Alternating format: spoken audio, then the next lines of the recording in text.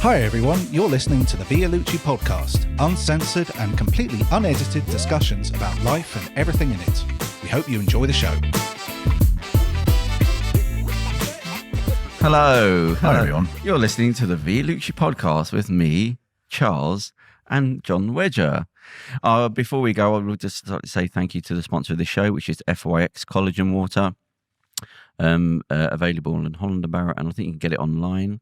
And thank you to the founder, Teresa, who I spoke to recently. There you go, Charles. Was that a nice intro? Yes, that was. I could feel the resistance. forced. I could feel the resistance. It was very monosyllabic. Yeah, you weren't comfortable with that. But well done. Yeah, thank you. So, Jon Wedger, how you doing, mate? Very good. Thank you, Theo. Smiling John, as I call him, even with everything you've been through. Yeah. I actually got in trouble for that once, smiling. I was accused of smiling too much. Was it this at the police force? Oh, yeah. Yeah. So I smile too much. Right.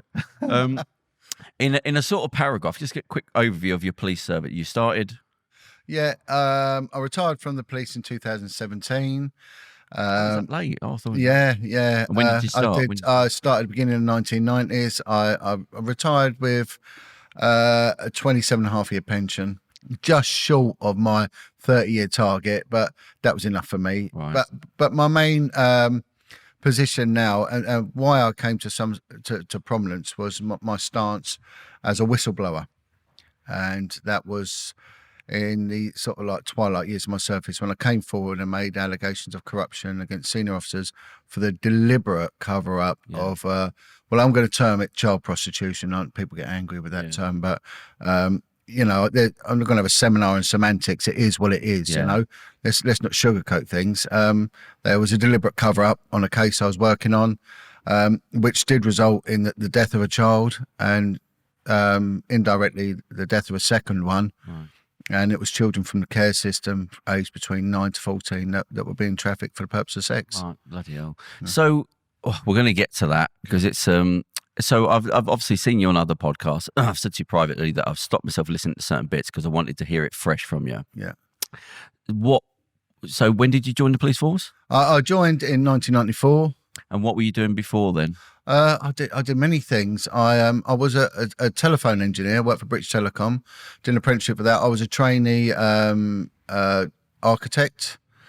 I did bricklaying for a year, and then I trained to become a commercial diver. And is that how you ended up in the River Police? Yeah, I got an obsession with swimming. You know, I still have, you know. You do your cold water thing. Cold water swimming, yeah. I'm a strong advocate of that. Yeah. I'm going to have a go up on the ponds up the road. Why did it's a small thing, but why did you not stick with the BT thing? Was that not a good job? It was brilliant. Yeah. It was brilliant, but there was something in me that just said I wanted more. Right, okay. It sounds horrible, but when you're in certain environments, I think I was a sort of a victim of circumstance. I should have gone to university. You know, I've got quite a high IQ. I'm not sounding conceited. And I had an interest in geopolitics. I would ponder things to a greater depth than some of the people that was around me. Yeah. You know, especially when I was working on building sites. I don't want to denigrate anyone. God bless people, but you know, their education, some of them come from the Sun newspaper. Yeah, that's exactly what I was thinking when you was talking. Yeah, tits and football, and that would be the basis of the. Oh, Charles. Well, you know, yeah, okay. And for me, there was, you know, so it wasn't a snobbery thing. Yeah, it wasn't an educational snobbery or anything like that. And I just wanted more, but BT was good, you know, and they gave me a good payout for a lad of my age. And it was an easy job, you know. So how did the police thing turn up? I wanted to do diving, you see. Oh, it's through the... So someone said, look, the police have got a diving unit. Metropolitan Police have got a diving unit. And they disbanded them all for corruption. They've been caught selling wetsuits. Selling wetsuits? Yeah. Why does that feel comedic? Well, because it sounds petty, that's why. Yeah, petty, that's it, yeah. They were selling all their equipment and... So they disbanded them all, and they realised it'd been going on for ages. So they had no underwater search unit, and so I thought, well, I could do that. Yeah, you know, I'd already done a course on. They had no underwater search units. No, because they'd all been nicked. Bloody hell! You know, again, it's the word petty. That's what was you earning? So what was it worth the risk to work?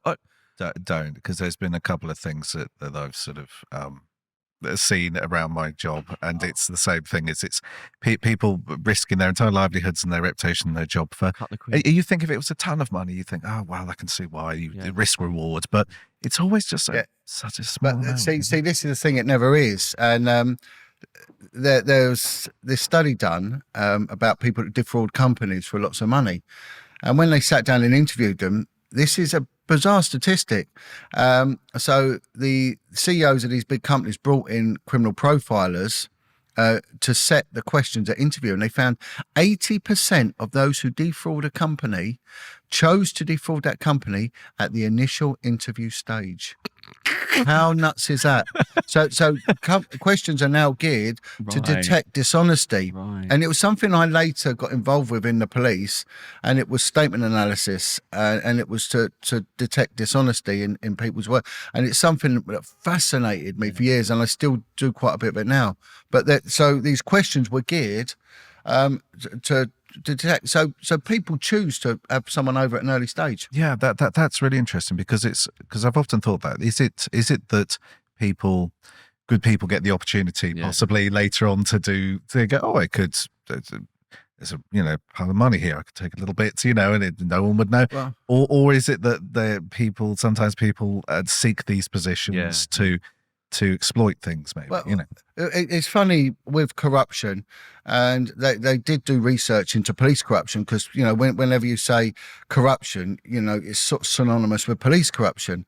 And when I joined, a lot of the people had served in the 60s and the 70s, and the 70s were well known for corruption. I mean, if you ever say about policing in the UK, the 70s, the Sweeney, Life on Mars, it's And there was a different attitude then. There was a lot of violence towards prisoners, and especially where I started, it was a given that prisoners got slapped. And that was it. It was a given. The Flying Squad, is that around? Yeah, they're still about, Called the Flying Squad? Yeah, well, they that are, was yeah. a term, it wasn't. Well, they're called the Sweeney because it was Sweeney Todd was slang for a flying squad, but they are called the Flying Squad. They were set up by the banking industry, and they were given fast cars so they can intercept a robbery quick.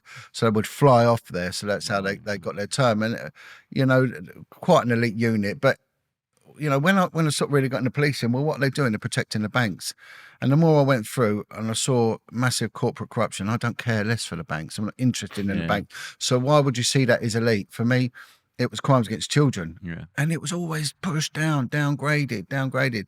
So the corruption was massive. And they actually did start profiling what is a corrupt officer. And they found out that a lot of police officers, they don't join for corrupt purposes. They join for honourable purposes. Yeah. A lot have come out of the military. They want to serve, the crown, and they think they can make a difference. However, institutionalisation never works. You become part of a big machine and you've got to play the game. And they found out that it was officers that were in their second to third term of service. So if you break it down 30 years, we're one of the few countries that makes their officers do 30 years. A lot of countries, they're long gone before that. Oh, really? Yeah, in Australia, they give them a couple of years out if they're in certain units. Oh. Whereas the British police will keep an officer on the front line for 30 years. Wow. A soldier said something to me once. He said, it's really strange, John. He said, because in the military, the older you get, the further you get from the front line. Yeah. The police keep you on the front line. Yeah. So you could have a bloke in his late 50s still, in muck and bullets to his last day. So when you joined, there were still people that were there from the 60s and 70s. Yeah. And you could see it in them, sort of thing. Yeah. Especially in ones that work rough areas. And detectives, that have been in the units like the National Crime Squad and Flying Squads. I mean, one guy, I just finished this thing about the corruption. They found that if you look at the officers, they sort of have got kids, they got a mortgage, and then they end up in huge financial problems. So what would once be a no-go, it starts becoming appealing. Who knows if we take a little bit here? But problem is, once you start, where does it stop? And it goes on and on and on from there. But there are others that were just blatantly corrupt. And I saw a lot of corruption. I saw a lot of people get slept about, and there was a lot of organised thievery. Do you know what? I didn't care for it. It wasn't my problem. And it was one of them things, well, you live by the sword, you die by the sword. If the money gets taken, well, it only goes to government anyway, and what they can do with it. So I didn't ever get involved in organised corruption.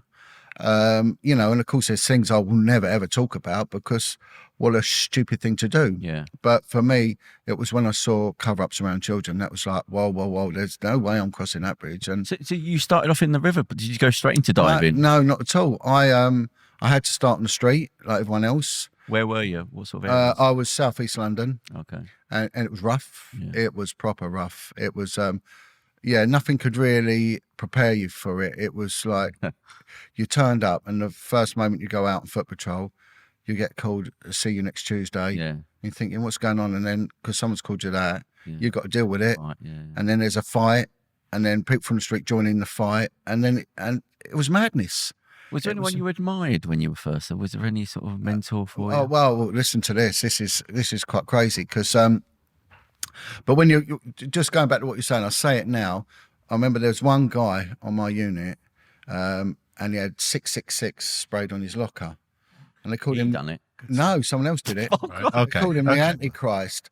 Hang on, this and- isn't good. And he said to me, I want you to know that I've had a fight every day for 19 years and I'm not stopping now. And he'd never changed his trousers, right? There was caked in blood, they were black, so you couldn't see anything. And his jumper, he refused to wash it.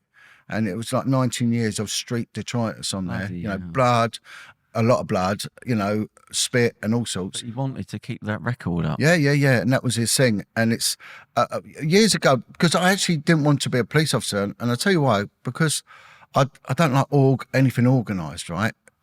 Three people's a crowd for me.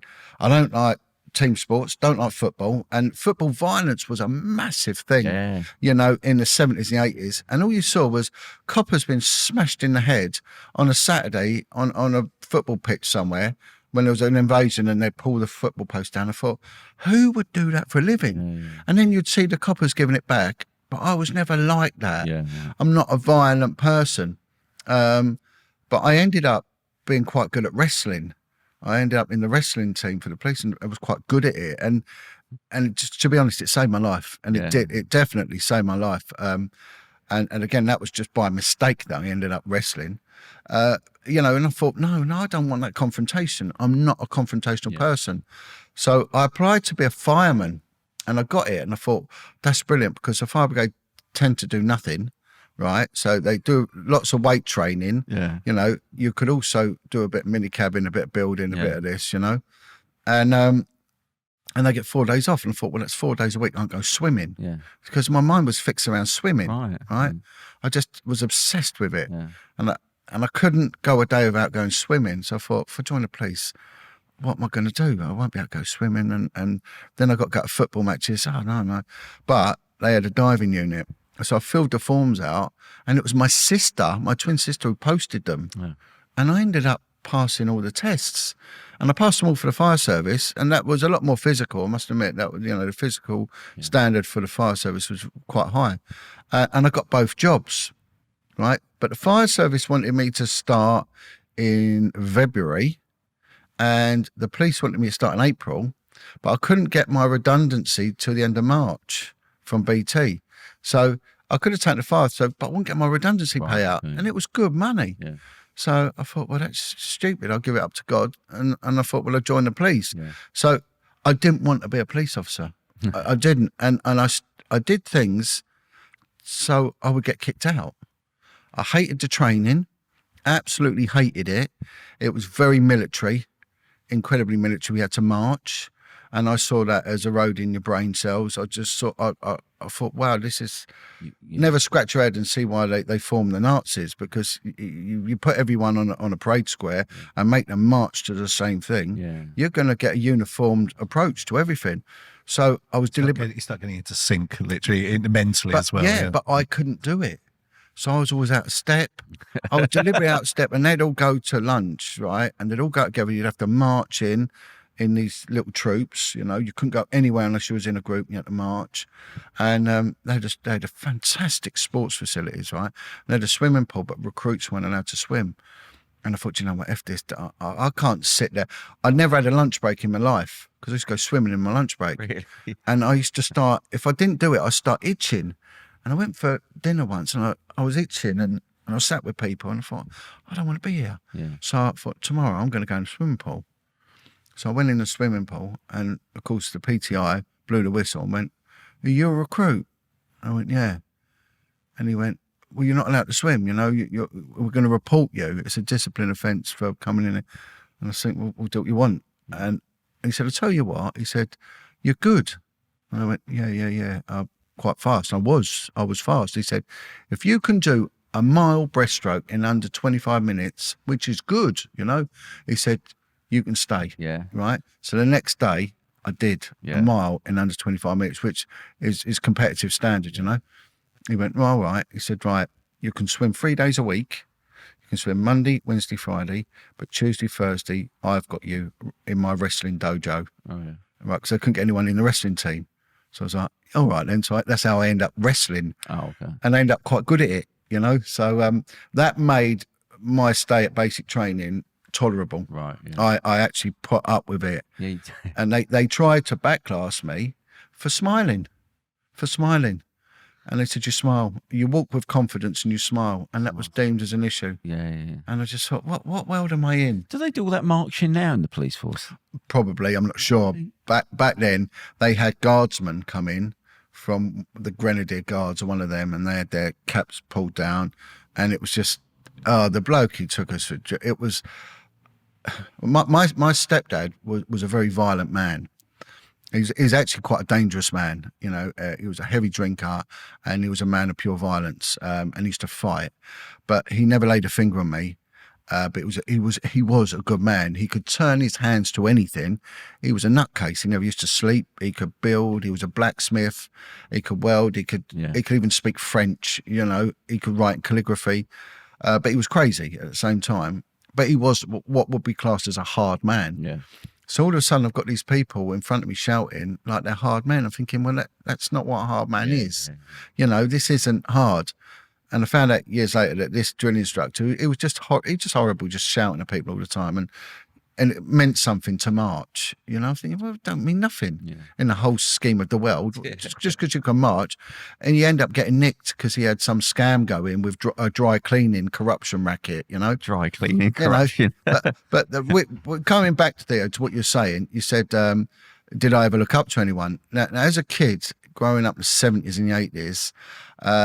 I like detective stuff. I like Starsky and Hutch, you know, the American stuff, you know. I remember a barrister saying to me once, "You're like that," because I end up specialising in interview skills, and I was good at it, you know, and I used to get sent all over the place to interview people because I had a natural ability to communicate. And luckily, you know, it got recognised and they really enhanced me with it. And I thank the police for that. I really do. And where was I going with that? Fella that you admired. Or something. Yeah, right. So this barrister turned around to me and he said, "You remind me of that American detective." Because I always said, like, today I've come in with a bottle to fill up because my car's leaking water. I've got these cars that, you know, when I finish with them, even the scrapyard don't want them, you know? And he said, "You're like that American detective with a really crap car." And I would never wear a suit either. I would not wear a suit. And I went, "What, Columbo?" And he went, "Yeah." Right, yeah. And someone said, you know, it's a wise man who plays a fool. Yeah. So I ended up with this system of interviewing, and it worked. And I would always make out I was stupid. Yeah. And I did. And I would do things like I'd get my paperwork there, and I would have studied that case inside out. Yeah. I would know every single word of your statement, what you had, but I would never let on. So I'd come in and my mate would say, "John, should we read the statements?" And the suspect be there with solicitor. I went, "I ain't got time for that. I've got hangover. Right, yeah, I don't know. Let's just get this out of the way. 5-minute interview." And then I'd knock like that. I'd knock coffee all over this paperwork, which was inconsequential paperwork, and it was nonsense. And you'd see this happened to one guy, and I ended up getting him double figures. I mean, I remember him looking at his barrister and going, he thought it was a 5-minute interview. That interview went on for 7 hours, 52 minutes. You didn't say, just one more thing. Yeah, it's something that's troubling me. Yeah. Did you leave and just turn Yeah, just one more thing? Just one My more wife loves you. My wife loves you. thing. Mrs. Colombo, I think you're great. They've taken it too far, Carl.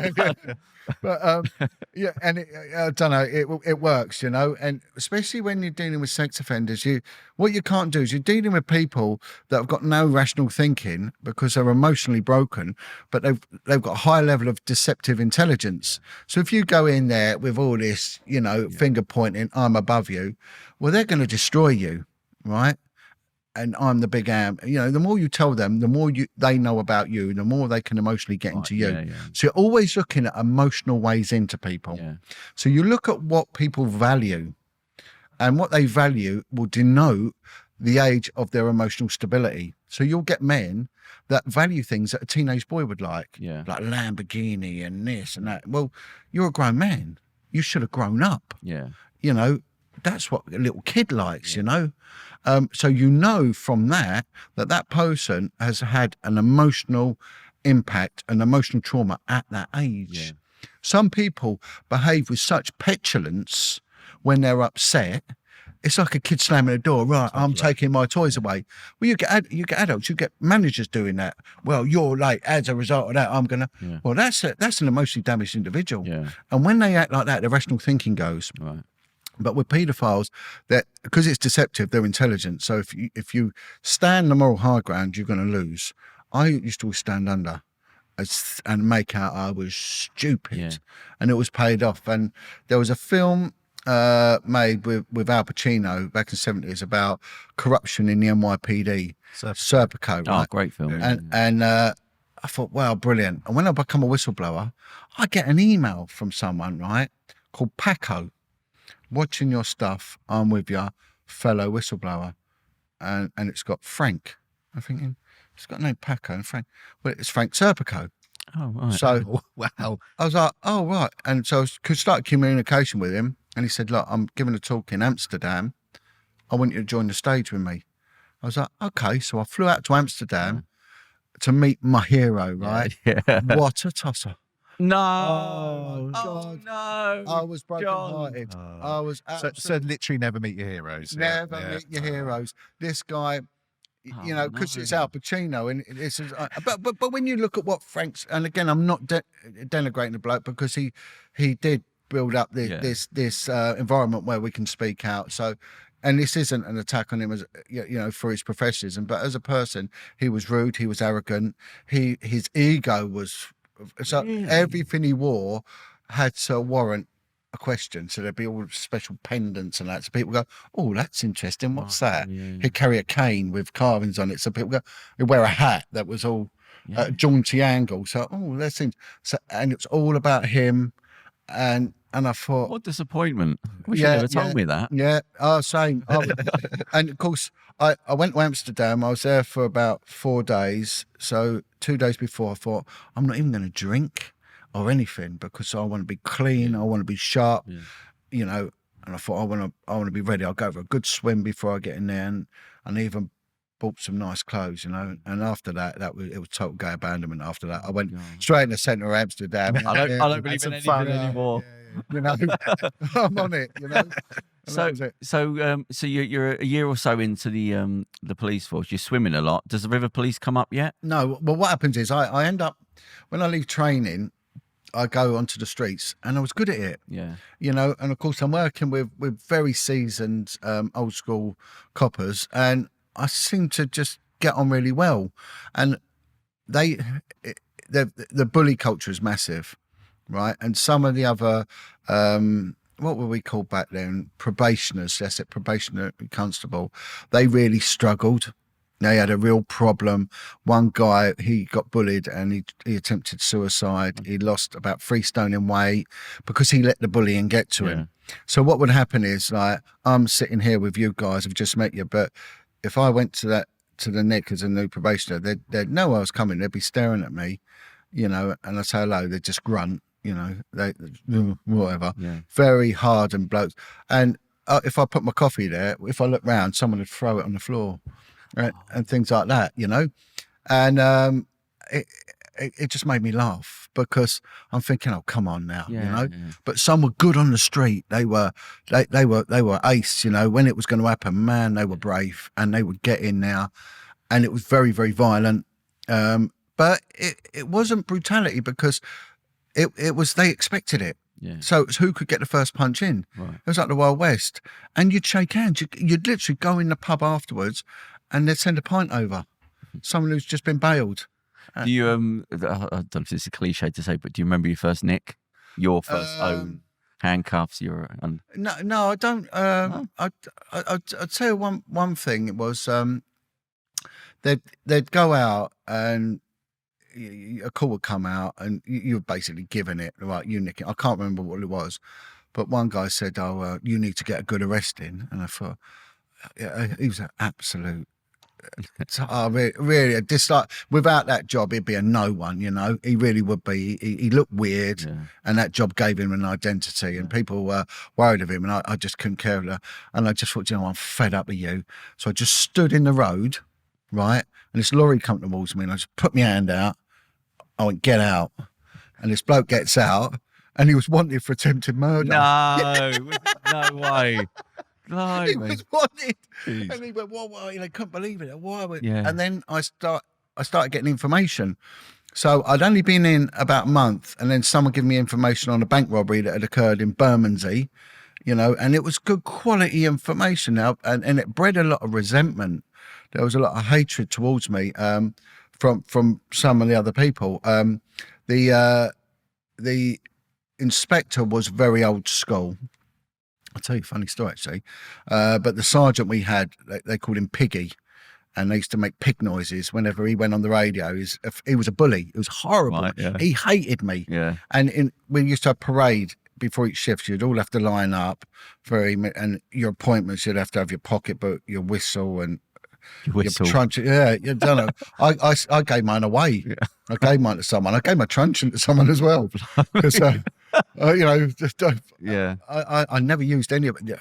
Was it a wooden truncheon back then? Yeah, it was about that big. Yeah, I used it for smashing windows. I never belted anyone with it. I punched a lot of people, and I kicked people.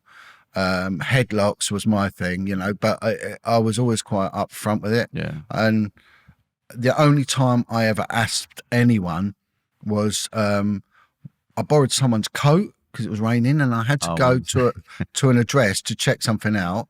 And I went in this dress. It was in the East End. It was in Hackney, and they wouldn't let me in. I managed to get in this flat, and there was all this shouting and screaming. I thought, what's going on? It was a basic inquiry, and I was working, investigating Turkish organised crime, and I've gone in there, and these Turkish boys, Kurdish boys, they were shoving a suitcase out the window. That doesn't look bad. And it got stuck. Oh, nice. Right? And then one of them, what he'd done, he had a SIM card in his hand, and he ran to hide it under the sofa. But I thought he was going for a gun. Oh, right. And I thought, what am I going to do? Yeah. And luckily I found this asp in there. So I smashed him over the head with the asp, and they all froze then. And, I thought I was going to get shot. And when I pulled the suitcase in, there was £1 million worth of heroin. Oh, Jesus. Yeah, and some of it landing in this old woman's garden. And she was screaming and effing and blinding. They're dirty sods, look, all on my roses. She's, what is this? It's a like £100,000 bar of heroin. Oh, mate. So what happened then? So how's your career going at this point? No, my career was brilliant. Yeah. I had a fantastic career, and I can always remember what they used to do to me. And part of the bullying thing, they used to say, right, time check. And time check meant I had to come in early and make everyone's tea. And then make me go foot patrol as well, you know. And I didn't care. It didn't bother me, you know. Some people used to get angry with it. But I'd have to come in early, substitute my lunch break, and make everyone tea. And I can always remember I'd made everyone's tea, and I didn't mind doing it, to be honest, and some liked me for it, you know, and I got really integrated as a result of doing that. But there was some people that were horrible. And this guy said to me, he said, you're a right little mug, aren't you? And I went, why am I a mug? He went, look at how I talk to you, how others talk to you, and yet you run off and make tea. And I said, I'm the mug. You've been drinking my tea for the last month, mate. And it just all went quiet. And a couple of blokes stood up and started clapping me. And those that were rude to me all went quiet. Yeah. You know, But it's so funny because I said to recently, a friend of mine's just come up second year of policing, talks about nothing but the bullying. Even now, right now, like over the top bullying, not just normal, but like needless, over the top, constant bullying to the point where she wants to leave. Like bloody ridiculous.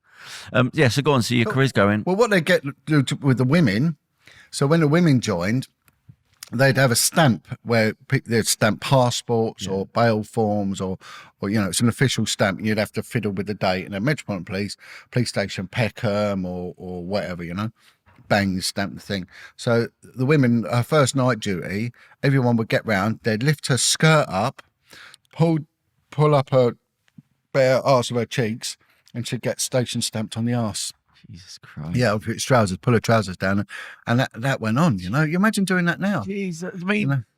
I can do that in most other jobs as well, you know. Yeah, it was incredible, but no, I loved my first 10 years were brilliant. My second 10 years, I was on fire. You know, I was going to change the world. And my last I never made the 10 years then, but that was when, you know, I really stood up against the system. But yeah, I got in trouble. I got in quite a bit of trouble because no one had really taught me how to do paperwork. It was so busy. They were meant to teach me on a 10-week course how to do all the paperwork. But we were so busy, they didn't bother with it. They just said, well, just get out and pick it up as you go along. Yeah. And of course, it's a legal process for a reason, and it's top heavy with paperwork. So my tray was filling up with case files, you know, and all of a sudden they all went missing one day. Now, I don't know what happened to them. There was rumours they burnt. I don't know, but who knows what happened. There was all sorts of stuff going on, you know. As I say, that be part in the book, I'll put it in there. But I've got to be very selective what I say. But it was all funny. There was nothing really intentional. And of course, I end up in quite a bit of trouble, and I end up before a discipline panel. And I'll tell you what, another time I would sit down because it would take a good 20 minutes, but it's very amusing what happened. So the River Police, how did that come about then? Well, I ended up from South East London, I moved to the West End, and the West End was just brilliant. You know, are you 10 years in now? No, I'm 2 years in. Oh, right. 2 years in, because I get in trouble. So they give me a fresh start. The inspector at this discipline panel, he just laughed. When the evidence was read out against me, he just laughed. And you could see him just giggling, because it was funny, you know, what I'd done. The catalogue of things I'd done. And he said, look, you know, John, he said, when I joined in the 60s, he said, we'd have promoted you. You know, he said, times have changed. He said, and this one sergeant, this one Piggy, you know, horrible man. And I was late to find out that his own son chinned him and broke his jaw. So that was like, someone went to a domestic and rung me up and said, look, we've just been around Piggy's house.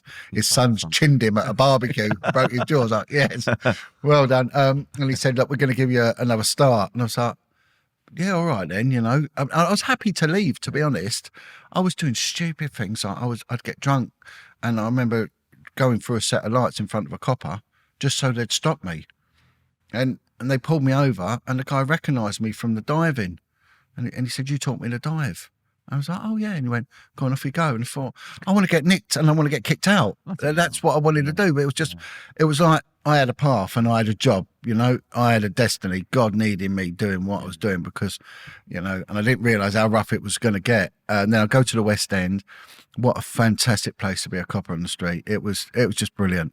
Massive social life. And it was just great. It was very active, very young people you're with. But at the time, there'd been a massive purge on corruption, right, with Sir Paul Condom saying that everyone's racist and all the CID are corrupt. And maybe there was an element of truth in some of that. But I went to this Nick in central London where they'd put every single corrupt detective that was under investigation in London. So it was like this hive, this cesspit of hardcore ex-flying squad, ex-national crime squad, ex-regional crime squad. Doing the job. Yeah, but they were on bail. They were under investigation and things for serious crimes, you know, serious crimes and massive corruption, and they were all in there, you know. So I go there, I've got just under 2 years service, but there was a mix up in my paperwork and they thought I had 22 years service, right? So I get asked if I want to go into CID. And I'm like, yes, love to. So I end up going into CID and I get put with this Asian cop. We were both trainee detectives. And he comes from quite a strict Muslim family. His father had something to do with the diplomat sort of world. Anyway, what he desperately wanted to be a detective, but because he didn't drink, that he weren't accepted. He started drinking and he actually became an alcoholic. But they used to make him buy all the drinks. So it was a drinking culture. So you'd have to go out with all the older lot and they'd run up a bar bill and they'd give it to you. I mean, they did it to me. And I had a young family. By this time, I met a woman, gone and had a couple of kids, but she had a couple of kids as well. And then she ended up running off and leaving me with all the kids. So I've got this young family. I'm a young boy, got no money. Yeah. I'm cutting down trees. I'm working as a tree surgeon at the weekend just to pay bills. And, you know, again, I was ripe for like the corruption thing, but do you know what? I never crossed that line. And I'll tell you an interesting story where my faith was tested on that one. And I can remember once we went into a bar and these two DIs, detective inspectors, ran up this bill and said, pass it over to me. And I went, I just got to the toilet. I climbed out the window of this bar in Victoria and legged it. And they removed it. I got booted off for that and sent back to uniform. And then the job come up. There was a brilliant detective sergeant there and he said, look, River Police has come out. I was like, joking. He said, John, you get 4 days on, 4 days off. They work the same pattern as a fire service. And he went, you know, you'll be on for your kids. But it's the most oversubscribed application that there is. Really? Yeah. It's like 2,000 people go for one position. Anyway, I went for it, and you have to do, funny enough, do a swimming test. And I was a good swimmer. You have to swim in your uniform. It's quite physical. Anyway, I smashed it, right? And there was this one guy, and he was a good swimmer. And I was thinking, oh, he can't beat me. And as you're swimming, anyway, I beat him, and he's standing there just staring at me. He went, I've never been beaten before. And I went, oh, I look very lean. But it turned out he'd come from the SBS into the Special Boat Squadron from the Royal Marines. Oh. And he was one of their top guys. Yeah. And he's an interesting, you could write a book about that guy. You know, what a phenomenal individual he was, you know. And I'm still in touch with him, and God bless him, you know, what a warrior. So I got this job on the river, and it was, to be honest, it was really interesting. Lots of history. And the history, you know, we was on about the other day about these little programs that Jules fella does about London, yeah. And part of it is you have to know about the history of crime in London and the river, and it is fascinating. It's really bizarre because you also know about the origins of policing, and it all comes from the water, maritime law, you know. Oh yeah, maybe saying the courts still follow this. What is it? You get bailed out when you're in trouble, like you bail out a boat, you know, and then dock. And you can only be tried on dry land, so that's why you're in the dock, you know. And it's all based on maritime law, and that's why. And a captain is always 3 steps up, and a judge is always 3 steps up. Oh, blimey, so a courtroom is actually a dock. Yeah, that's a good point. I never thought of it, yeah. With the bridge house of the boat where the captain presides. Oh, God. And it's all based on that. And that's why the police wear blue, you know. So what's the policing of the river? Because you're not out now talking to people and all. Well, it's the oldest police force in the world, right? So Wapping Police Station in the East End of London. And what a fantastic setting. It's like something out of a, you know, Oliver Twist film. And it's all the old wharf buildings, the wharfs, you know. And again, WHARF is an acronym. It's Warehouse at Riverfront. Oh, WHARF. And a cobbled street, and this police station. I'm learning so much. This is great. Yeah. It's great because this police station was built in 1798. It goes subterranean in tidal Thames. It don't even leak. It's no musty smell of, you know. And it was like stepping into time, but going back into time, you know. And years ago, they used to row the boats out, and someone would be keeping the pace. And that's called the beat. That's why coppers are on the beat. you know. They'd literally row the boats. Yeah, and they weren't allowed doors on the boat because the coppers weren't allowed to get warm. So they'd take the doors off the boats. So because when you're on the water, it's cold. You instantly get cold. Is that a lot because of customs and excise and sort of? Yeah, well, it's an interesting point because the inspectors for the River Police are the only inspectors in the whole of the UK and the what do they call them, dependents, where they're given the open warrant, and the open warrant is what customs officers have. So they've got a warrant. They don't need to go to a court to get it stamped. But the inspectors on the River Police, they had that as well. Oh. So they could just turn up and go in the house. So they have the legal right to stop and search. And yeah, well, they got it anyway. But a boat changes because when a boat's moored up, it can become a residence. True. Yeah. So you need a warrant. Yeah. But when it's underway, it's a vehicle, it's a conveyance. So you can just get in there, you know? Yeah. So they taught us how to drive a boat, and we end up with a ferryman's license. So it was a real high standard. They train you, you got to learn knots and all sorts, which was very interesting. But then patrol-wise, they didn't really do a great deal, especially nights. Say, what's the day-to-day job? We just up and down? Going up and down the Thames, you know. The whole lot? Yeah, a lot of suicides, a lot of dead bodies. You get a dead body and they're rotten. Oh. You know, I can remember once there was... So you had to know all the bridges and everything, so, you know, in the Thames. So we're in sort of like the centre bit where the current is really strong. So around by the City of London. So between sort of Blackfriars Bridge, you know, down to London Bridge, it's terrible. The water's very turbulent. And they've got a few barges moored up, and you get the touristy boats go up and down.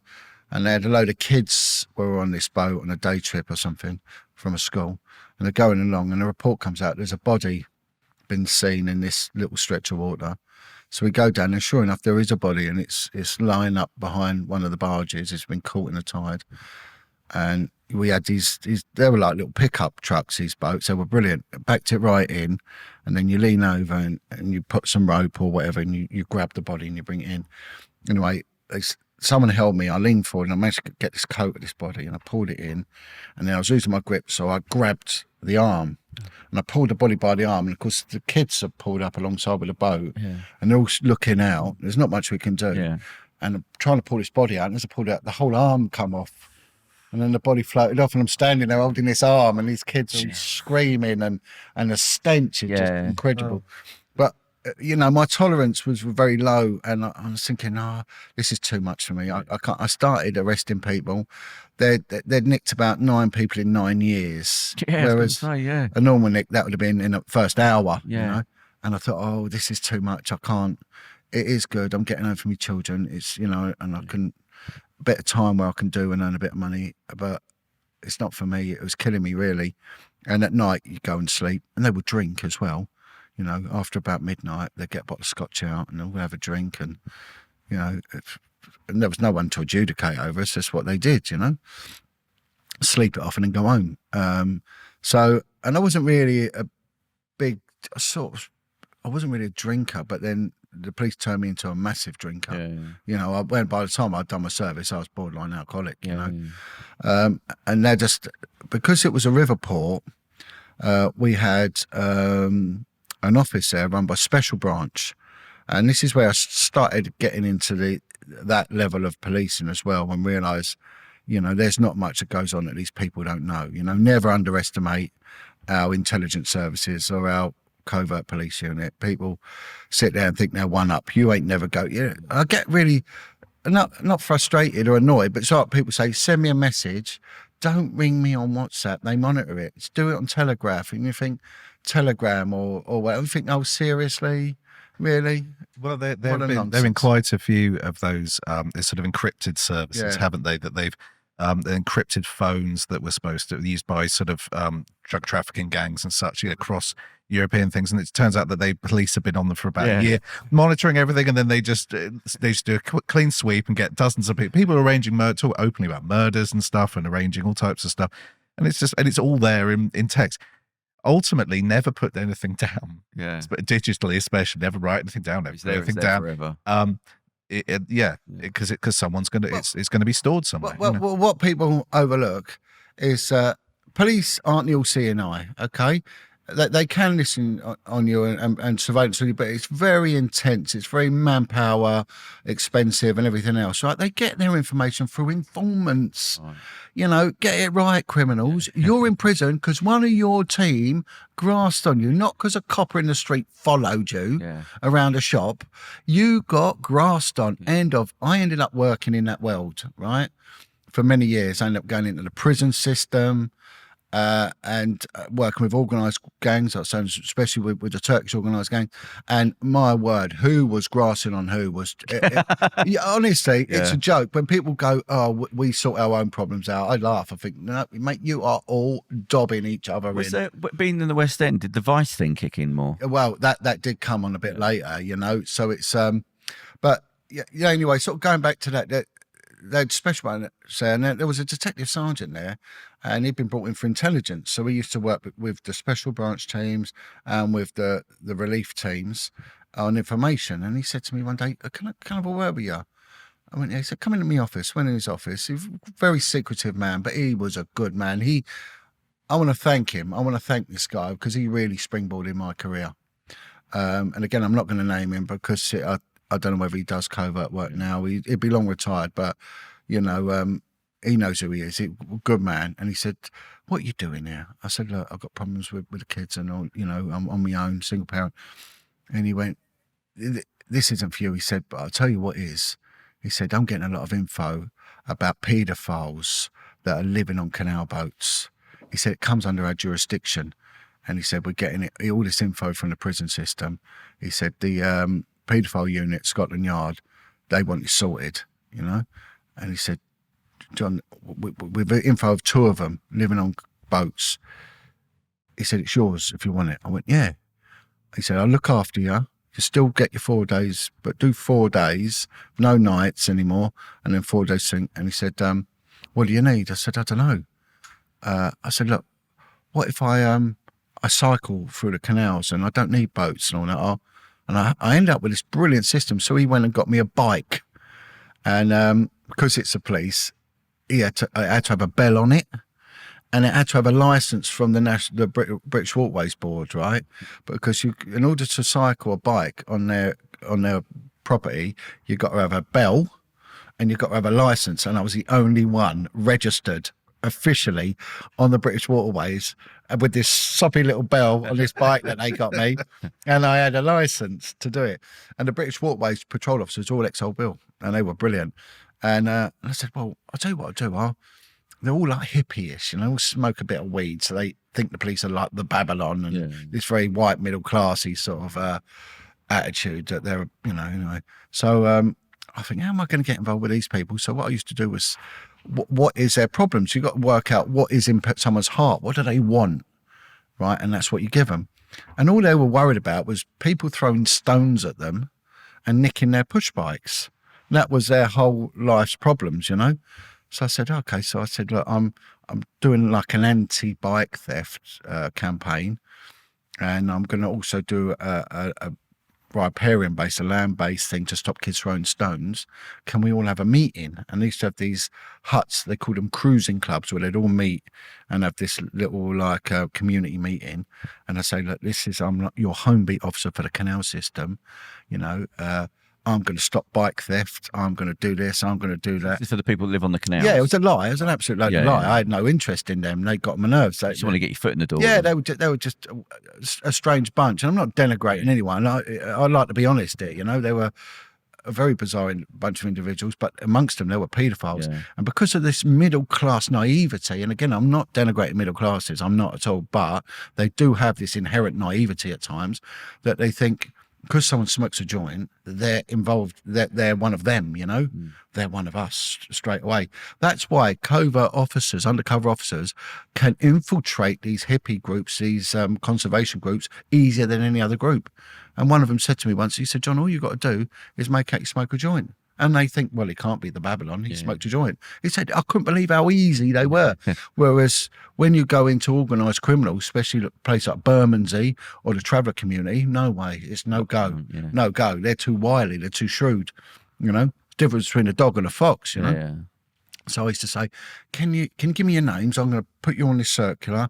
And and we did a few proactive jobs. So I'd get a load of officers down to stop kids lobbing stones and a little bit of a bike stamping thing. It was all a nonsense, right? But I got their names because you don't need to register your name to have a boat, right? They'd register their names under Donald Duck and stupid things like that.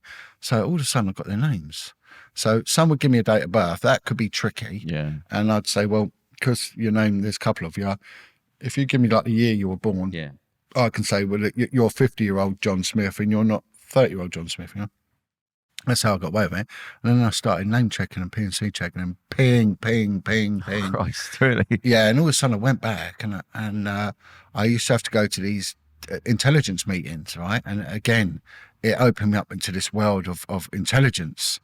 And there would be anti-sex offender paedophile tracking intelligence teams, and we'd meet in like porter cabins and things like that on a disused runway, you know, in the middle of nowhere, right? And there'd be intelligence officer for the travel industry, for the post office, for the military intelligence, for this, and they had to get the whole country on lockdown. It's like, see, this is why I'm confused that how do people like Jimmy Savile get away with it, because I know the level of intrusive intelligence that there is out there, you know, and they were telling me the share of information was unbelievable. And that's where I started realizing these connected networks, the paedophile networks, the child abduction gangs, the ritual abuse gangs and all that, you know.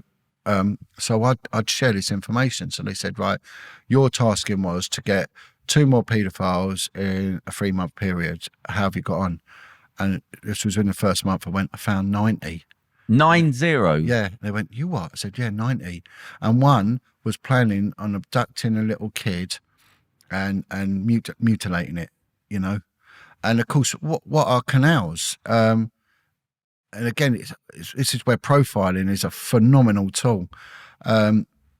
So that the law allowed them to sort of come out of prison once they've been convicted, cautioned, you know, for a Schedule 1 sexual offence. It allowed them 28 days to basically roam free before they had to register. So if you're living in a house, they're going to knock on your door and say, well, you've not registered, you're back inside. You live on a boat, you move, because it's to do with the policing district you're in. Right. So if I'm in Hertfordshire and then I move my boat to Buckinghamshire, so if I go from Berkhamsted to Aylesbury, I get another 28 days. And then if I move back again, so I don't got registered. You can go back and reset. And a lot of places do, I know moorings and stuff, you do have to, some places you can't stay very long anyway. So you have to move every couple of months. It's called continuous cruising, you know, and it's a cheaper way. And of course, people want to move. The element of the boat is that they move. But kids like boats. So we found that a lot of these paedophiles were targeting special needs kids with problems at home. You know, there was one, and it was a boat that used to pick up kids from Camden Town, and it would take them on a lovely little sort of urban exploration along the canal to the zoo, right? The guy that was the deckhand, he was a massive paedophile. He was only a young kid. He was only maybe 19, 18. Looked normal, so you wouldn't know. His job was taking kids to the toilet, and of course he was sexually assaulting them. And he'd been doing it for a long time. You know, so we're looking at why are they in certain areas? Because they were in clusters, you know. Southall, big problem in Southall. Big problem in Springfield Park, where the River Lee and the canal meet in Hackney. And then I started looking, this guy said to me, look at geographical profiling. And I realised it is in the geography. The geography explains everything. Yeah. Once you know geography, you know. Yeah. There's a brilliant book called Prisoners of Geography, Why Some Nations Rise to Wealth and Others Don't. And it's not usually management, it's down to the geography, their access to wealth and resources and things like that. And weather conditions. Everything, it is. And one of it is navigable waterways, right? So Europe it went wealthy because the rivers like the Danube, you can navigate them up and down. You can't do that in Africa because the landfall is too great. You can't navigate up the Zambezi or whatever. That's why they're poor, you know. So anyway, I looked at it and realised, well, these clusters are where the canals meet rivers and all that, but also because they're so old, canals and rivers, they're boundaries. So you could get Hertfordshire meet Buckinghamshire and Bedfordshire, right? That's outside of London. In London, it makes it even worse because you've got Hertfordshire Police, Thames Valley, and the other ones, whatever, right? Different forces. In London, each borough is its own individual police district. So we've got like 26, 27 boroughs. We've got 27 policing districts in London. Yeah, it's just plus the City and London Police, which are a weird entity anyway. Yeah. And so you can move from like Springfield Marina, you can move across into the Lee Valley Marshes, and then you can move back all within the distance of this room. And you've done a fridge. And what made it worse as well, what was on the TV at the time? Rosie and Jim, the programme about the little kiddies on the canal boat, you know? And of course, they would put Rosie and Jim dolls, right? So when I started dealing with sex offenders, the profiling had to come in because we would talk to look for indicators. And symbology comes into it. So you'd have an action man, a fleur-de-lis badge, you know, like the Boy Scouts. That would attract them. I'm in the Boy Scout, you must be a Boy Scout, you know. Little dolls and all that. And kids are different to adults. So for us to know each other, it's going to take a few meetings, a drink and all that. And then you do me a favour and you might be my mate. A kid, all you got to do is lend them a pencil. Oh, he's my friend. Yeah. Or an ice cream man, give a kid a free ice cream. Mummy, he's my friend. So that their acceptance and their loyalty is a lot more naive than it is an adult. So kids warm, and especially if a kid has come from trauma and abuse, and never underestimate, you know, the intelligence of groomers. Yeah. And it was crazy. So they were like, we got to stand by you, John. So they said, you're with us full time now. So now I'm full time doing this work with a covert unit that run out of Vauxhall. Again, Vauxhall, unbelievable. You go around Vauxhall, all the intelligence units are all around that, where the MI6 building is, across the road, there's their arches. You go behind that, you've got this estate, and there's all the intelligence offices, right? For every agency you can imagine. It's that whole area. But also what is weird about that's where they've got all these sort of dungeon clubs, all the S&M dungeon clubs and all that, you know.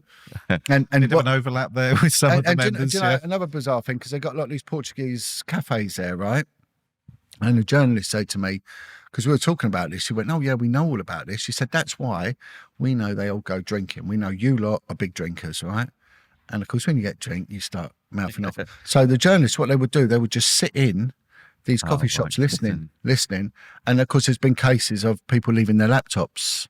Files. Yeah, files. Yeah. And of course, it's the journalists who pick them up because they're sitting in there all the time listening to these conversations. Yeah. So they got behind me full time and it was brilliant. This was really going places, right? This was massive.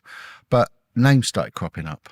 Right, names that ended up on the PI list, which is a paedophile information list.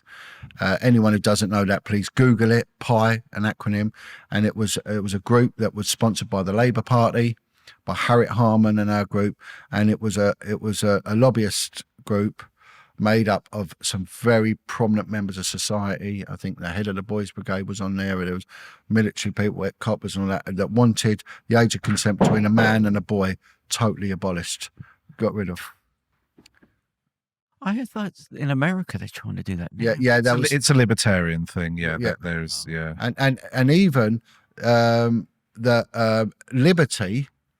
So it was a campaign for civil liberties back then, and then it morphed into Liberty. They allowed PI, and I think it was in 1981, to give a talk at their annual Christmas conference at the London School of Economics. Absolutely appalling situation. Again, public domain. This is all information that has come out in the independent government inquiry into child sexual abuse. So I'm not breaking any public domain issues here or anything like this. This is a public domain matter. So names started cropping up, right, that were connected to government. And all of a sudden, I'll come in one day, I'm pulled in the office, and the boss of the unit comes down and says, John, I need a word with you. I'm going to give you a commendation for all your, dedication to duty and your, and all this sort of nonsense. But as far as you're concerned, you're off of this operation. And I was like, why? What have I done? And he looked at me, he said, I'm not going to lie to you. he said, he did say initially that we couldn't afford your secondment. And he said, I'm not going to lie. He said, I owe it to you.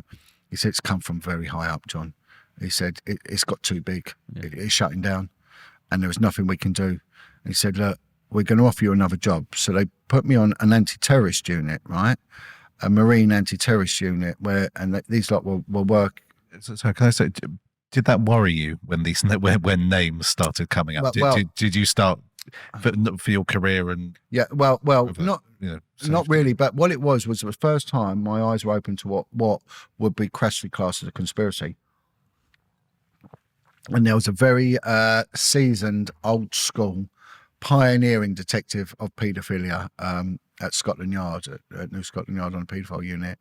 He pulls me to the side. This was probably a day before this meeting. And he said, John, I need to tell you something. He said, in policing, when you get really good at something, he said, you're promoted, you're pushed forward, you're loved, and doors will open for you. He said, not in this game. He said, in this game, it works the other way round. The moment you start getting too good, you're in trouble. And he said, twice we had, and he named a Home Secretary. He said his name cropped up for crimes, serious sexual crimes against young boys. And on every occasion, we had our funding pulled in, we were dragged in, we were debriefed by the Home Office, bomb plug was pulled. He said, your name is now being mentioned a lot in here, in this office, in the intelligence meetings. He said, you've got a shelf life, mate. Yeah. He said, please, for your own thing, take heed. He said, I'm giving you a friendly warning, as someone who respects you. Yeah. And of course, the next day this happened. And so my respect has all gone for him now. So they put me on this unit and they sent me off to learn abseiling and tactical marine skills. We did a stuff with the boat squadron and all sorts. So I was abseiling down buildings, and which is all good and all that. And fast boats, we used to do these joint things with the Royal Marines out at the open sea, intercepting boats, climbing up them, with ropes and all that. It was a tough job. That sounds kind of cool, kind of exciting. It is, but it was pointless. It was pointless. There was no crime element, and I thought it was just, they'd get a big, powerful rib, right, that did 70 knots, and they'd say things like, sort of people that watch Top Gear, serious bit of kit, and it meant, what you got to understand with me, it meant nothing to me. Right, you couldn't bribe me. There's nothing you could bribe me with because there's nothing you have I want. Yeah, a heap of money, a Rolls. I'm not interested. It means nothing. I've just got this different sort of outlook. And I can remember once we were going out to intercept some sort of cargo boat that had come in from Africa, and it was in, I don't know. We were allowed to go to the 12-mile limit. Right, international waters. So we're racing against the Royal Marines. They're getting helicoptered in, and we're leaving from Wapping on this boat that did 70 knots, and I'm the operator of this boat. And I meant to navigate, but you can't navigate. You just can't do it. It's just crazy. It's going too fast.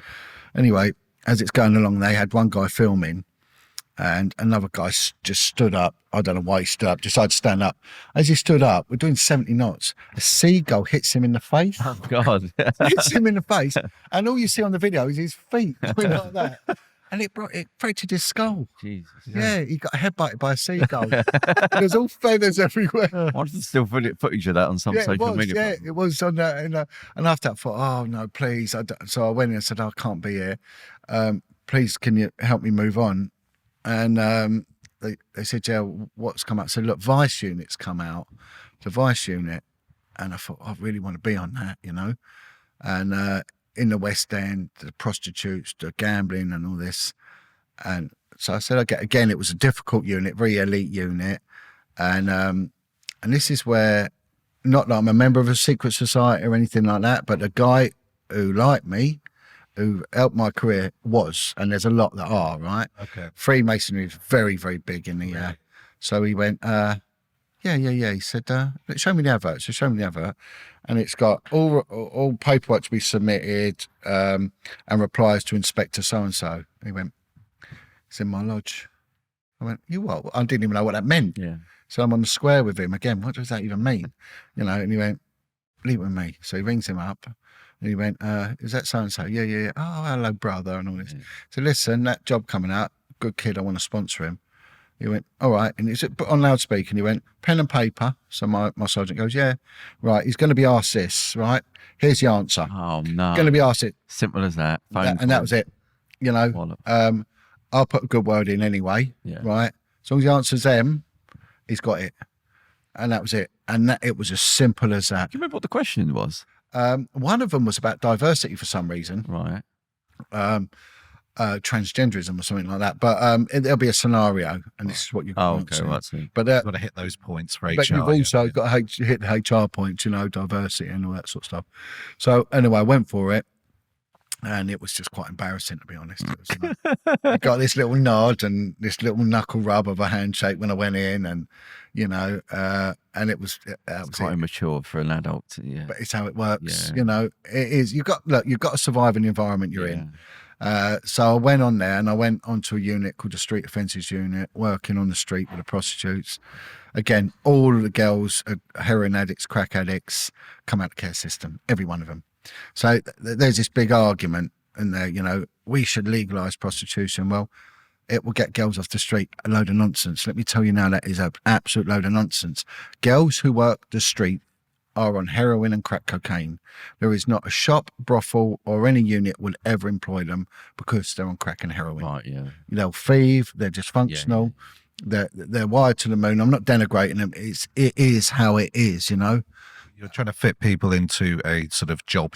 You know what I mean? If you're trying to make that profession into a job. You're trying to fit people who can't necessarily do a 9 to 5 or a job. You know, into that. When someone is addicted to a drug like heroin, you know, there is nothing you can do.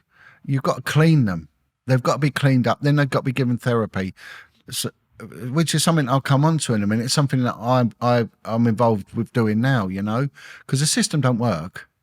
You know, don't let anyone tell you this system works. 80% of those in prison, right, have come from abused childhood backgrounds. Not necessarily sexual, but abused childhood, 80%. 80% recidivism rate, 80%, right? 80% illiteracy rate. 80% illiteracy rate to what they call a level 1 standard, which is basic levels of illiteracy. And I gave a talk one day and I said, if you was a customer, right? So Theo wants an extension built, and I'm a builder, and I go in and I say, right, Theo, this is how it is, right? I'm going to build your extension, right? I'm going to charge you £450 an hour per person. Every email I send you is 50 quid. Every phone call is 25 quid. Every text message is 25 quid, right? We're going to build this extension, right? We've got government backing for it, but bear in mind, 80% of all extensions I've ever built immediately fall down, and you're going to go, well, get stuffed. I'm not doing that. Well, that is a simile of our justice system.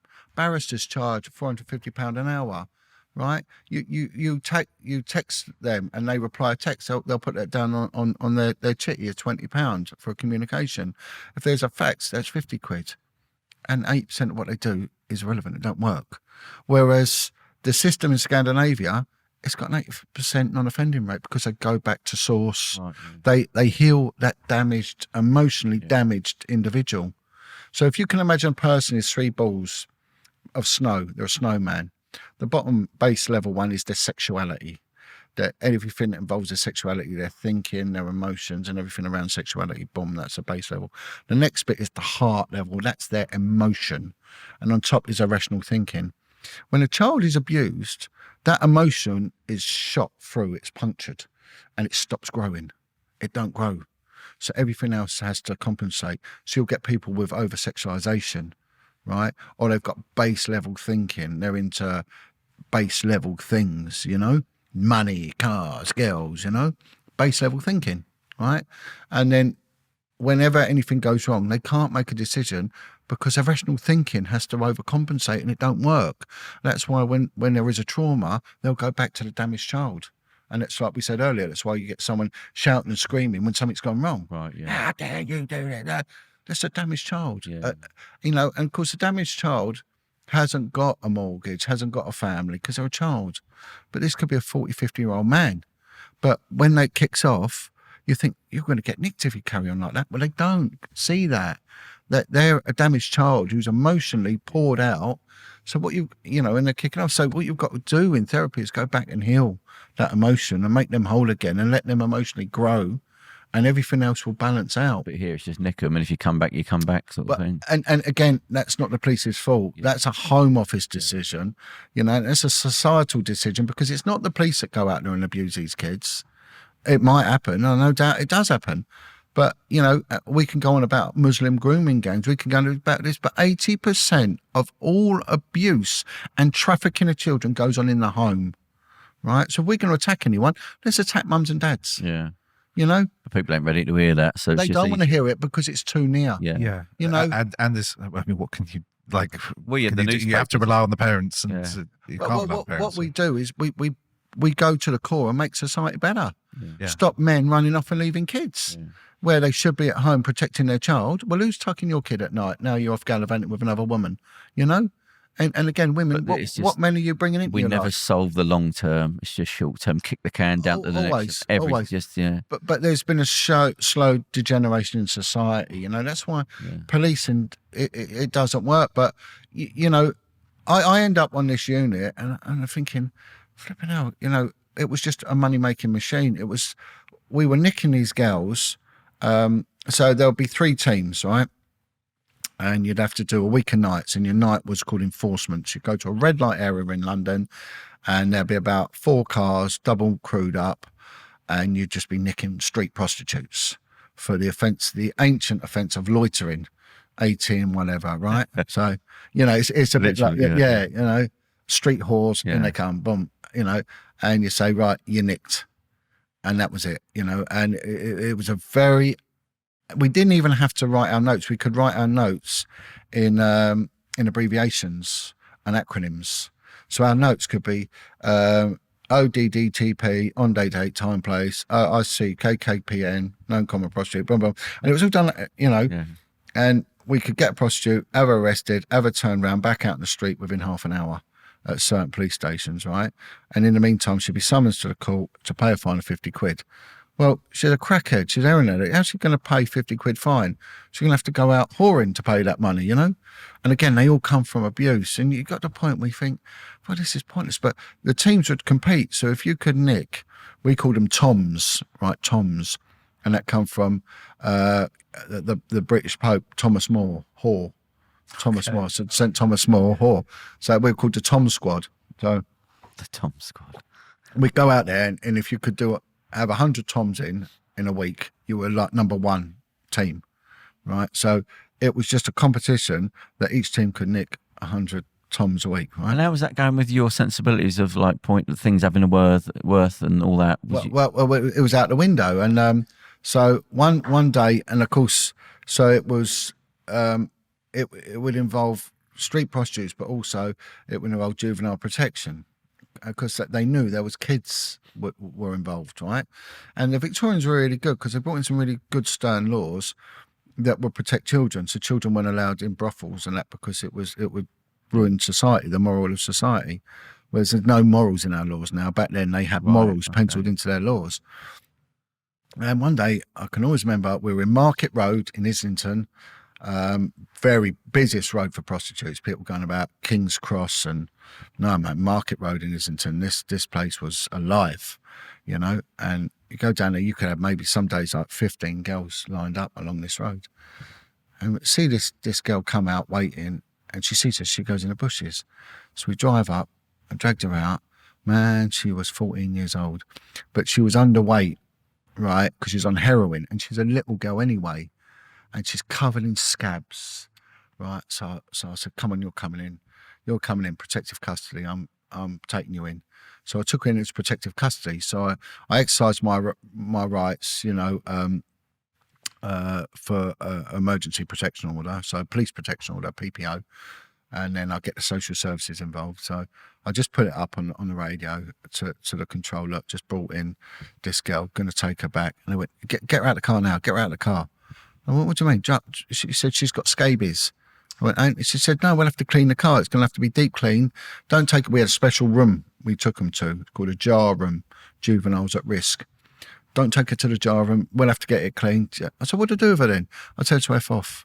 Get out there, because that car was off the road and I was a top money earner for them. I was good at what I was doing, And they said, no, we'll come second in the league if you're. Oh, jeez. But I took her in, and and then of course I notched up the overtime because the social workers didn't. But she was back out in the street again the next day, and so from there I got poached, and I ended up working, and this was the best job in the world, and I was the only me and this inspector. And again, I don't want to give too much away about this guy, but what a good guy. And he'd brought up kids on his own, and he'd heard I was bringing up kids on my own, right? And he was an Indian fella. That's all I'll say, really. But he was an ex-boxer, and he was a covert officer. He did covert stuff, and I think something had happened in his life, and he'd had a very traumatic experience. So they'd given him this job, and it was investigating casino crime. So he was the only dedicated officer in the world to investigate casino crime. So he said, look, oh yeah, you're looking after kids. I went, yeah. He went, well, come work with me. I brought up kids on my own. I said, well, don't work like that. He said, yeah, it does. And it was something like 9 o'clock at night. He rung up the superintendent and he got me seconded to him. So I ended up working with this lovely man, and he was a good man, but he didn't really have too much of a steer how it all worked. And the intelligence with the casino industry is fantastic, and a lot of the casino intel officers all come from this army unit called the 14 Regiment, which is part of the SAS, but for Northern Ireland. So they recruited them from there, and they were brilliant. They were absolutely awesome. They were better than any police intelligence team I've ever worked with. They were bang on, but they still couldn't work out who these gangs were. And I started doing it, right? And I knew nothing about gambling or casino cheating, and they were making money. Some times they were making 1.5 million a night. Talk about organised crime. These were one guy, he was making 80 grand a night. The least he could do would be £3,000, and they were all Turkish. Every single one was Turkish. They thought that there was hundreds of them. There was 5 of them. They would work all around the world. They were card markers and roulette cheats. Oh, so they were cheating at games, were they? Yeah. And so what they would do, this was brilliant. So they'd get a card, right? So it's a picture cards. The high numbers in the picture cards make money. So you'd see them in there, and what they'd do, they'd grow their nail long, and they'd, like a queen, they'd pinch it there, and then they'd turn around and pinch it there. And a king, they pinch it there and there. So if it's upside down, which you think, well, so what? But under light, you can see the indentation slightly, and they were car markers, and that's how they were doing it, And they'd have to position themselves just right, and they'd be in a gang, and they were fantastic, They were cleaning up around the world, and of course, it's only illegal if a cheat move affects play, right? And does this affect play? Maybe not, right? So they didn't know how to get them. So I got them under what they call a pecuniary advantage. It was a very unused part of the Theft Act, and it's illegal to use false details to gamble. False details. You're not allowed to use false name to gamble, right? Oh, they were doing they were going in with false ID, okay. and that's how I got them. Because you had to register up till a few years ago. Yeah, you had to. Compliance laws. I worked at the casino a long time ago. You had to be a member, and then other people had to be invited. You know what I mean? You literally had to sort of. You could go a few times, I think, as a guest, but then you had to become a member. It's so like getting the gangsters on a tax law. We can't get the crime, so we'll get you on the. And this is how I got them, right? And of course, I started really causing problems for them. But as I was going up and I was raiding the houses, what I didn't realise is that these boys were key players in the international heroin smuggling ring. They were part of a big firm that ran out of North London. And when I was going around raiding the houses, I was finding heroin. So in 1 week I got over 320 kilos of heroin, which is a huge amount. Yeah. That's like 30 million quid of heroin, and it caused a deficit and a problem.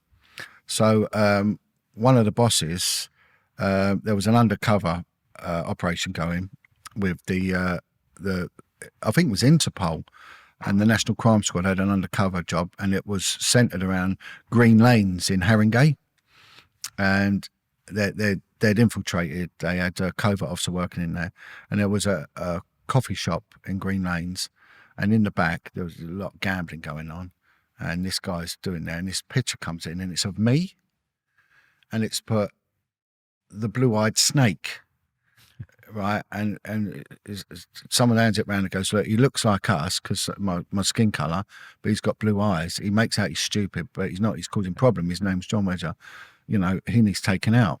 So there was 40 grand was put up to have me shot, and one guy took it to shoot me. So this then comes back from Interpol, gets fed back. So I get pulled in the office and said, right, I got banned from Haringey and Hackney, and said, look, there's a contract out in your life, you know, because I was seizing all the heroin.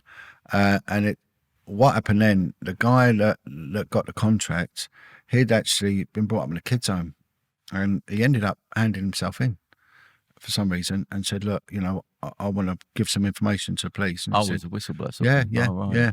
But the bloke had put the money up. He was found about 5 years ago in Epping Forest with his head cut off. Oh, blimey. Yeah, buried in a shallow grave. His eyes was tied behind his back and beheaded. Bloody So they were serious. They were serious players. But in the meantime, what they did was, because I started nicking them, they started talking to me, the National Crime Squad said, well, keep going. So they started sending me into prisons.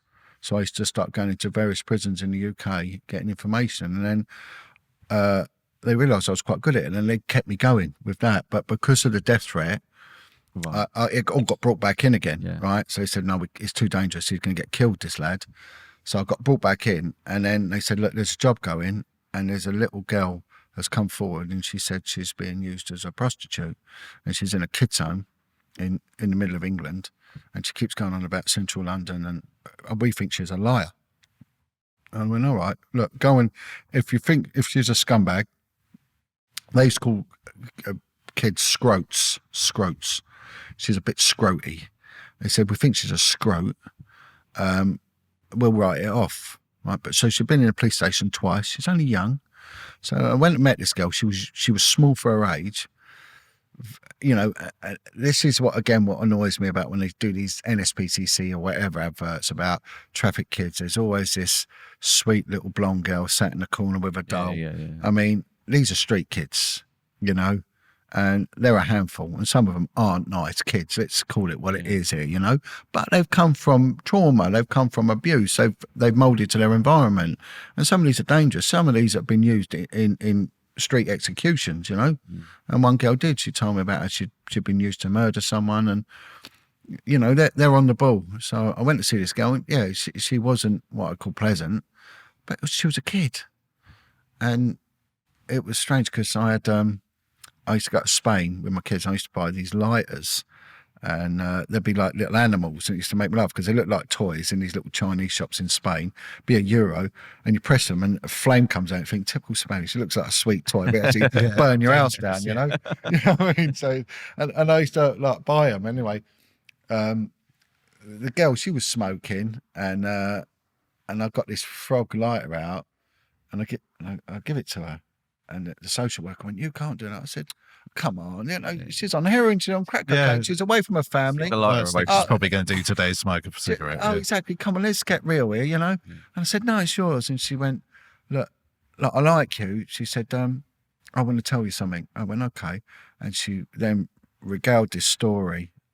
And I said, oh my God. She said, it's not just me. There's others, John. There's others. I'll get them for you. So I said, okay. So I said, I'm going to come and somehow we're going to get you on the street, right? And again, she's illiterate. You couldn't interview them in the normal sense because they can't read and write, some of these kids, and therefore they can't draw either, you know. And you try and explain simple things like get a map out, right?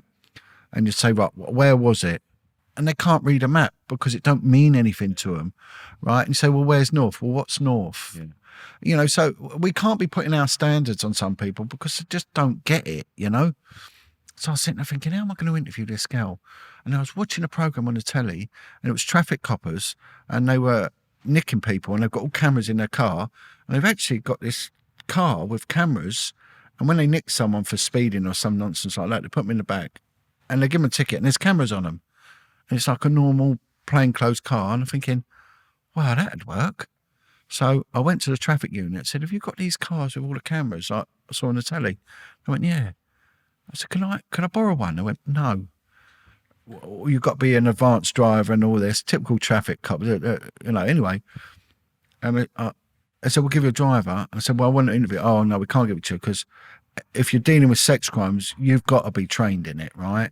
So you can't just have anyone there. So all our interpreters that we use were all trained in sex crimes. Our social workers and court staff all have to be trained in it because it could bring some people to their knees. Yeah.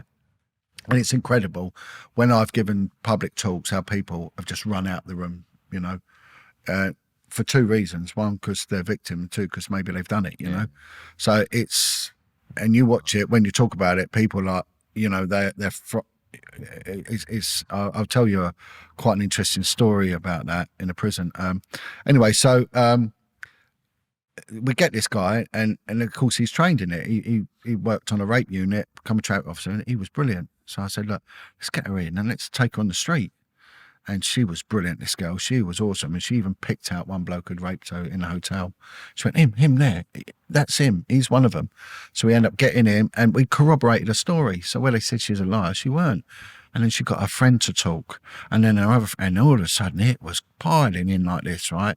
We couldn't keep up with it. It was massive. And the police had known about it. And when I went into archive intelligence forms, they'd known. They'd known for 15 years. They knew that this had gone on, right? And nothing. And it was a woman, and again, it was a woman that was running it. So all this about paedophilia, it's middle-aged white men who live with their mums with big milk bottom glasses, are a bit odd.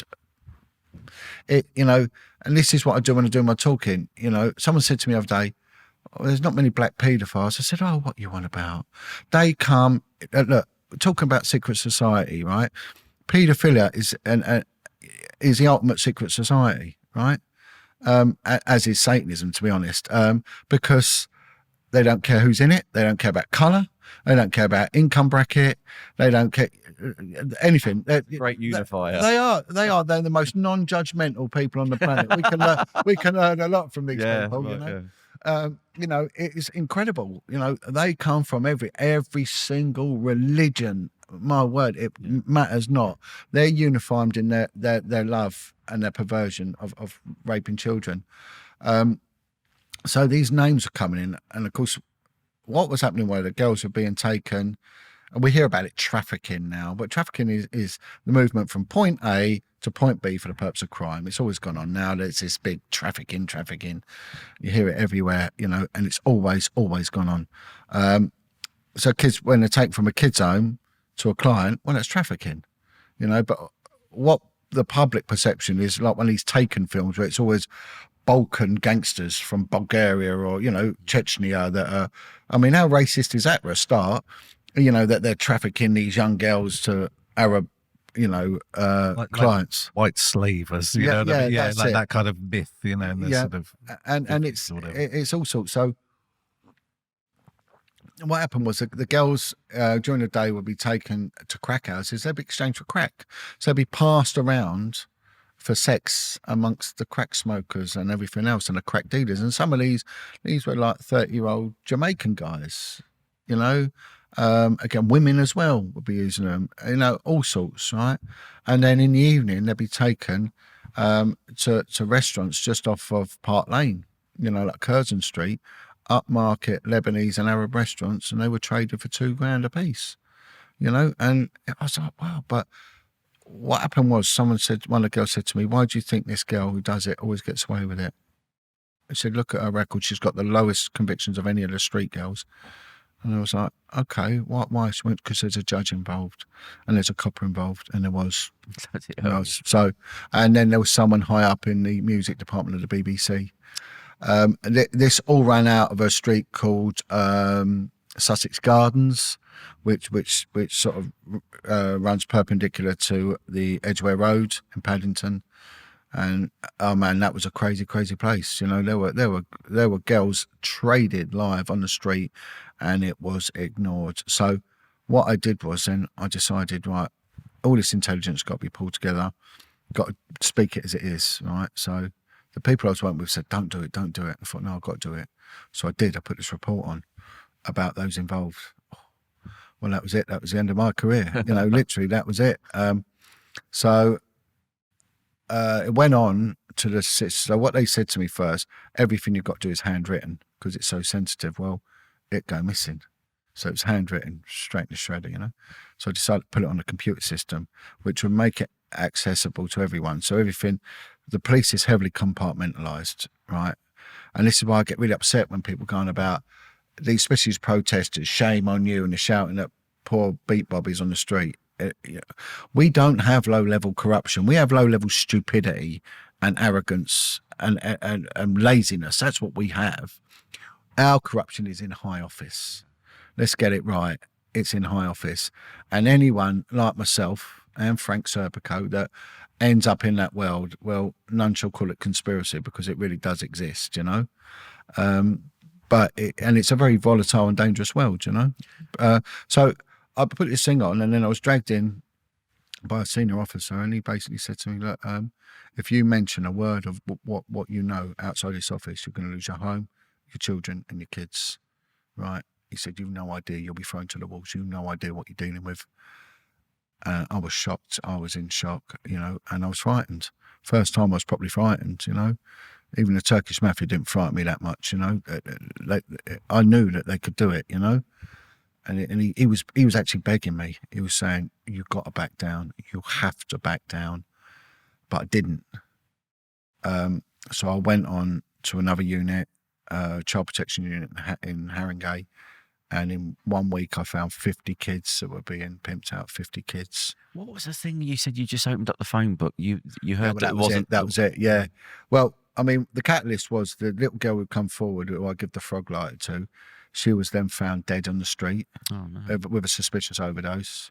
Another girl, she later on died as well. She was the youngest. She was 9 years old. 9? 9, yeah. Jesus. 9. Grown men, you know. And a lot of these girls, you know, they had HIV, they had syphilis, you know, they had sores inside their anuses and their vaginas where they were just... No health. None, you know. But I went on this unit and I said to the sergeant, it was a child protection unit, do you have any problem with children involved in prostitution? No. We've been looking into this. There is a point of contact. They call it a SPOC, a single point of contact. We got a SPOC there. This girl, she's been going to meetings for 2 years, not one case, in the London Borough of Haringey. And again, I've shamed these people in the government inquiry. So everything I'm telling you now has come out in a civil case that I held against the police, and has come out in the government independent investigation into child sexual abuse, in which I gave evidence in last October, and is now officially governmentally documented. Okay, and my statement, a 52-page statement, is online. On the government website. So everything I tell you now is that. So I'm not in any way jeopardising your situation, or my situation, okay? Because I wouldn't do that, or ultimately the kid's situation. So I said to this detective sergeant, right, she went, no. If you want the job of looking into it, you can have it. And what it means is you go to a meeting every now and then, and you can go home afterwards. So it's like a day out. So I go to a meeting, a load of old nonsense, have tea and biscuits with a load of social workers, deny the biggest threat to society, and then go home and think you've done a good job. So I got social services. I rang them. I said, can you send me a list of your children's home?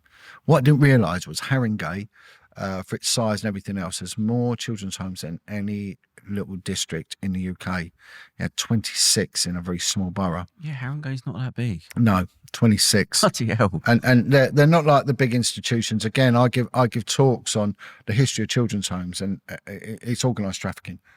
It's massive, you know, like Dr. Bernardo's and all this sort of thing. It's incredible, you know, how this system has been allowed. And again, there's societal issues around it, and geographical issues and economic issues around it. You know, and the war had a big part to play in people's demeanour and things like that as well. And you'll find there is a disproportionate amount of children's homes and sexual abuse in left-wing London boroughs. And that's due to liberalisation of laws and anti-discrimination laws, and it allows perverts to infiltrate and abuse this liberalisation. And again, that is factually based. So I get these 26 homes, and I ring up the first one, and literally ring up, answer the phone, and I said, look, no one's in any trouble. This is who I am. This is what I'm doing. How many kids you got? They said 5.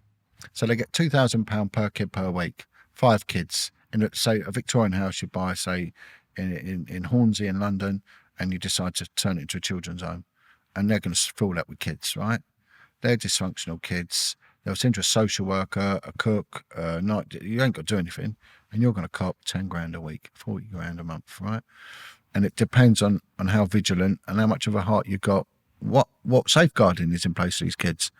Because the moment they're off social services books and they're in these homes, do you think they're bothered about them? No, they're not interested. They actually come off the books more or less. For the Yeah. And they're like, we don't hear about them. They're not our problems. We've done our job. Because there is a duty of care to house these kids. There's a duty of care to children to be educated. How they're educated, no one cares. You know, once they're in that place, and you really think if anyone goes and adjudicates and investigates and said, "Are you abusing these kids?" They're going to go, "Oh yeah." I mean, how naive. But again, there's vast amounts of our society think that is the attitude, right? We're running on a bit. Would you mind doing this as a two-parter? 100%. I'll tell you why, because there's a lot more to it, and I don't want to end on the bad, because I want to hear how it all turns into the good after and everything that comes out. And I think that's a good hook, because that's what the interesting thing is when you started actually phoning around and boots on the ground sort of thing. So if you wouldn't mind doing a second part, like maybe in a couple of weeks, we'll bolt them together, because there's a lot to the other side. It's not all doom and gloom with you. You've changed life. You've done a lot of things. Yeah. There's so many people that you've met that I want to speak to you about. Yeah. That I thought that would make another good show if we end there, if you don't mind, and we'll do another show, because I want to hear about when you did start phoning up and that, because that opens up another can of worms. And I said, I don't want to rush the end bit in. If you don't mind doing that. So I happily do that. And of course, it will go on to how the government got involved. Yeah, the ministers got involved. Because you've lived about 10 lives. You know, and there was an information about an attempt to kill me whilst I did that as well. So, so there's a lot, because there's a lot of things I want to talk about, but I want to have time to do it properly. So if we can keep it there just before the phoning up and the kids' homes and the things like that, and what you found out through all that, do that in the second show, because then we can spend more time and then go into that, if you don't mind. Yeah, and I'm with you totally, and I 100% do that. And what I was saying, just to end on this, is the fact that ultimately what I do now is I go out and I campaign for justice for survivors of abuse. As a result of that, I do a lot of work with serious ex-criminals. A lot of good work. You know, I do a lot of work now with the travelling community, which is really what I wanted to speak to you about, because there's some stuff you told me about that was so interesting. Yeah, you know, and you know, I'm writing a book at the moment, and one very infamous gangster, bless him, he turned around and he said, "Call it ironic." You're Bert. And I went, right. He said, "Call it ironic." He said, "Because your life is ironic." Yeah. And all my friends now are all ex-criminals, ex-murderers. Yeah, we've chatted, and you've got some interesting people that you've met. And this is what I want to go into. But in fact, we might make it, because I'm on holiday next week. But maybe we can sort out the next time I see you that we spoke about. We could get the second show and just bolt them both together. Because I said it's too interesting. There's so many things that I want to ask. This is very dense. This has been and it gets a lot. But I said, and I want to I get to spend more time speaking about everything afterwards as well. So if we can do that in our next show, we'll do that. We'll set up now for in the calendar and put it together. No, I'm here. But we'll start off again with what happened when you started phoning around because that was just that's when I stopped listening to some of you, because I thought, God, I want to ask him so many questions. So I don't know how it will turn out. But if you don't mind, because we've gone on for a while now, that would be really good.